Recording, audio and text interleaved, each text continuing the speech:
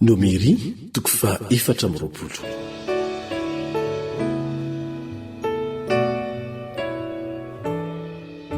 Ary fahitany Balama fa sitraky Jehova ny hitany Israely, dia tsy nandeha tahaka ny teo hanao sikidy intsony izy, fa nitodika nanatrika ny hevitra fotsiny.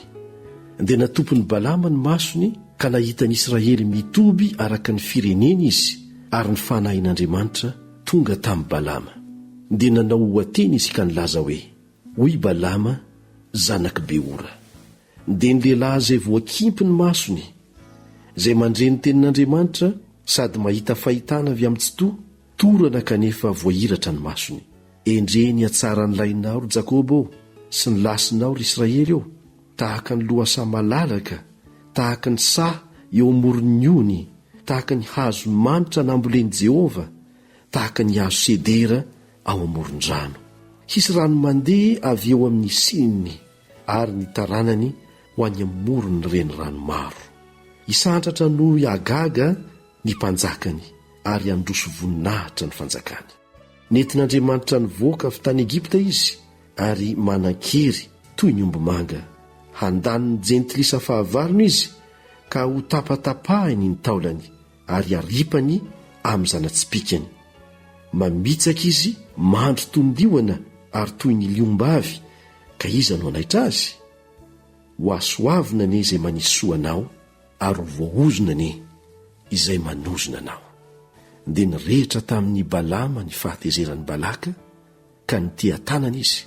Dia hoy izy tamin'ny Balama: hanozona ny fahavaloko no ny antsoko anao, kanjo efa nitsodrano azy intelo ianao zao. Ko ankehitriny mandosira ho any amin'ny fonenanao ianao. Hoy izaho teo: hanome voninahitra anao tokoa aho, fa indro Jehova efa nisakana anao tsy azo voninahitra. Dia hoy Balama tamin'ny Balaka: moa tsy efa nilaza tamin'ny Iraka ao izay nirahinao tamiko va aho ka nanao hoe: na dia omeny Balaka volafotsy sy volamena eran'ny trano ny aza aho, dia tsy mahazo manoatra ny didin'i Jehova? Na hanao soa na hanao ratsy avy amin'ny saiko, izay ho lazain'i Jehova ihany ny ho lazaiko. Ary ankehitriny indro efa nandeha ho any amin'ny fireneko aho, dia aoka hananatra anao aho ny amin'izay ataony ity firenena ity amin'ny vahoakanao any amparany. Dia nanao hoateny izy ka nilaza hoe: hoy Balama, zanaky Beora, dia ny lehilahy izay voakimpy ny masony, izay mandre ny tenin'Andriamanitra sady mahalala ny fahalalan'ny avo indrindra, izay mahita fahitana avy amin'ny tsitoa, torana kanefa voahiratra ny masony. Hitako izy nefa tsy ankehitriny, tahazako izy nefa tsy akaiky. Misy kintana miseho avy amin'ny Jakôba sy te-hipanjakana miposaka avy amin'ny Israely, ka mandrava ny sisy tanin'ny Moaba ary mandringana ny mpitabataba rehetra.